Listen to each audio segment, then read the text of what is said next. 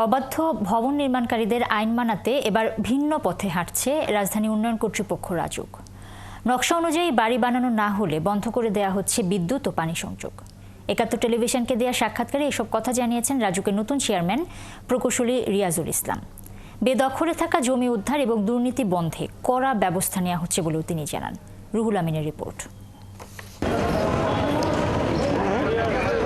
Megacity Dhaka খামখেয়ালির উন্নয়ন এই মহানগরের নাগরিকদের জীবনে এনেছে অবর্ণনীয় দুর্ভোগ। নানা রকম দূষণ, বিশুদ্ধ পানি বায়ুর স্বল্পতা, যানজট, আবাসন সংকট এমন নানা সমস্যা নিয়ে পার হচ্ছে এখানকার নাগরিক জীবন। এসব সমস্যা নিয়ে যখন আলোচনা হয় তখন বেশিরভাগ দায় পড়ে নগর উন্নয়ন কর্তৃপক্ষ রাজুকের ঘাড়ে।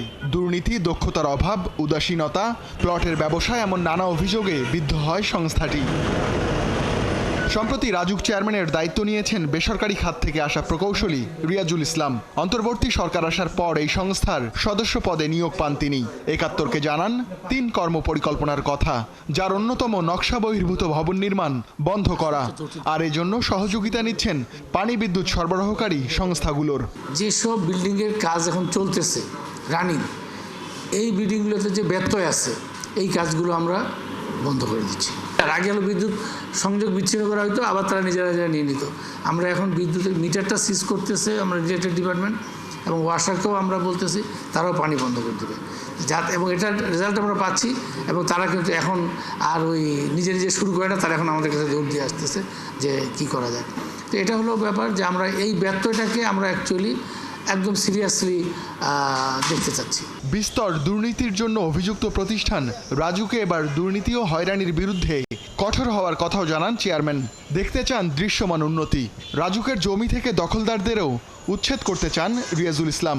জানান এরই মধ্যে কমিটি করে বেদখলে থাকা জমির তথ্য যাচাই করা হচ্ছে। প্রত্যেকটা জোনে জোনে আমাদের কি পরিমাণ জমি যেটা আমাদের কাগজে কলমে আছে কিন্তু বাস্তবে আমাদের দখলে নাই, সেগুলো আমরা একটা উদ্ধার করার জন্য একটা পরিকল্পনা নিচ্ছি।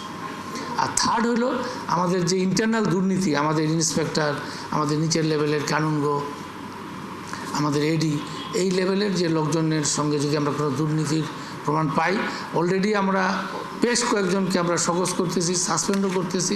আমরা কিন্তু আমি রেগুলার কিন্তু সকোজ এবং সাসপেন্ডের ফাইলে কিন্তু সই করতেছি। আমার কথা হলো আমরা একটা দৃশ্যত একটা স্বচ্ছতা আনতে চাই। পতিত সরকারের আমলে ভাগাভাগি হওয়া প্লটগুলো ফেরত আনাও তার অন্যতম লক্ষ্য বলে জানান রাজুক চেয়ারম্যান।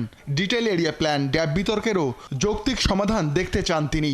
এজন্য আবার সবার মতামত নেওয়া হচ্ছে বলেও জানান রাজুক চেয়ারম্যান। রুহুল আমিন, ৭১, ঢাকা।